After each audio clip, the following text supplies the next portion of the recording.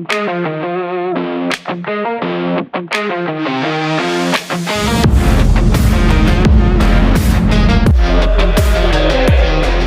ಈ ನಾಬ್ ಬಂದು ಈ ಥರ ಓಪನ್ ಪೊಸಿಷನಲ್ಲಿ ಇರಬೇಕು. ಆಮೇಲೆ ಈ ಬಟನ್ ಪ್ರೆಸ್ ಮಾಡಿದ್ರೆ ಓಪನ್ ಆಗುತ್ತೆ. ಆಮೇಲೆ ಇದು ಕನ್ವರ್ಟರ್ ಫಸ್ಟ್ ಓಪನ್ ಮಾಡ್ಕೋಬೇಕು. ಈ ಕನ್ವರ್ಟ್ರು ಮತ್ತೆ ಈ ಥರ ಇರುತ್ತೆ ಇದಕ್ಕೆ ಚಾರ್ಜರು ನೋಡ್ಕೊಂಡು. ನೆಕ್ಸ್ಟ್ ಇದ್ರ ಒಳಗಡೆ ಮತ್ತೆ ನಿಮಗೆ ಕೇಬಲ್ಸ್ ಇರುತ್ತೆ.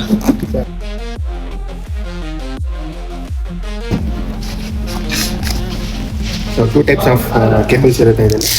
ಒಂದು ಡೈರೆಕ್ಟ್ 15 amps ಸಾಕೆಟಿಂದ ತಗೊಂಡು ಇದಕ್ಕೊಂದು ಟೈಪ್ ಮಾಡ್ಕೊಳ್ಳಿ.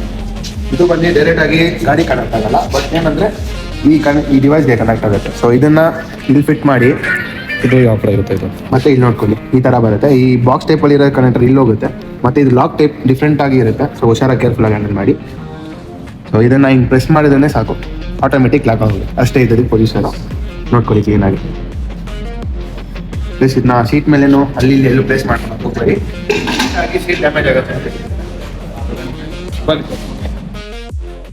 ಇಲ್ಲಿ ನೋಡ್ಕೊಂಡ್ರೆ ಈ ಥರ. ಸೊ ಇದರಲ್ಲಿ ಒಂದು ನಿಮಗೆ ಸೇಫ್ಟಿ ಪರ್ಪಸ್ ವಾಟರ್ ಪ್ರೂಫ್ ಆಗಿರೋ ರಬ್ಬರ್ ಅದು, ಅದನ್ನ ತೆಗೆದ್ರೆ ನಿಮ್ಮ ಒಳಗಡೆ ನಾವು ಯಾವ ಥರ ಚಾರ್ಜ್ಗೆ ಕನೆಕ್ಟ್ ಮಾಡಬೇಕು ಅಂತ ತೋರಿಸ್ಕೊಡ್ತೀವಿ. ಈ ಥರ ಇಗ್ನಿಷನ್ ಆನಲ್ಲಿ ಇಟ್ಕೋಬೇಕು. ಫಸ್ಟು ಆನಲ್ಲಿ ಇಟ್ಕೊಂಡ್ಮೇಲೆ ಇದನ್ನು ಸಾಕೆಟ್ಗೆ ಕನೆಕ್ಟ್ ಮಾಡ್ಕೋಬೇಕು. ಅದಾದಮೇಲೆ ನೀವು ಪವರ್ ಸ್ವಿಚ್ ಆನ್ ಮಾಡ್ಕೋಬೇಕು. ಒಂದು ಸೌಂಡ್ ಬರುತ್ತೆ, ಕ್ಲಿಕ್ ಅಂತ ಸೌಂಡ್ ಬರುತ್ತೆ. ಕ್ಲಿಕ್ ಅಂತ ಒಂದು ಸೌಂಡ್ ಬಂದಿದೆ ನಿಮಗೆ ಈ ಥರ ತೋರಿಸುತ್ತೆ. ಟರ್ನ್ ಆಫ್ ಮೇನ್ ಸ್ವಿಚ್ ಅಂತ ಬರುತ್ತೆ. ಸೊ ಇಗ್ನಿಷನ್ನ ಆಫ್ ಮಾಡಿ. ಸೊ ದಟ್ ನಿಮ್ಮ ಚಾರ್ಜು ಇವಾಗ ಸ್ಟಾರ್ಟ್ ಆಗಿದೆ. ಈಗ ಚಾರ್ಜ್ ಕೇಬಲ್ ಅದನ್ನು ರಿಮೂವ್ ಮಾಡಬೇಕು. ಆ ಪ್ರೋಸೆಸ್ ಯಾವ ಥರ ಅಂತ ಹೇಳಕ್ಕೆ ಇದು ಯಾವಾಗ ಚಾರ್ಜಿಂಗಲ್ಲಿ ಇದೆಯೋ, ಸಪೋಸ್ ಮನೆ ಹತ್ರ ಯಾರೋ ಮಕ್ಕಳು ಏನೋ ಒಂದು ಟ್ರೈ ಮಾಡಿ ಇದನ್ನ ಬಿಚ್ಚಕ್ಕೆ ನೋಡಿದ್ರೆ ಆಗಲ್ಲ. ಸೊ ಚಾರ್ಜಿಂಗ್ ಇದ್ದಾಗ ಇದು ಬರಲ್ಲ ಆಚೆ. ಸಪೋಸ್ ನೀವೇ ಕೂಡ ಚಾರ್ಜಿಂಗ್ ಮುಗೀತು ಅಂತ ಬಿಚ್ಚಕ್ಕೆ ಹೋದ್ರೇನು ನೀವು ಹಂಗೆ ಇಟ್ಕೊಂಡು ಹೇಳ್ತಾರೆ ಬರಲ್ಲ. ಅದಕ್ಕೆ ನೀವೇನು ಮಾಡಬೇಕಾಗತ್ತೆ, ಮೇನ್ ಥಿಂಗ್ ಸ್ವಿಚ್ ಆಫ್ ಮಾಡೋಕ್ಕೆ ಮುಂಚೆನೆ ಕೀ ಆನ್ ಮಾಡಿ.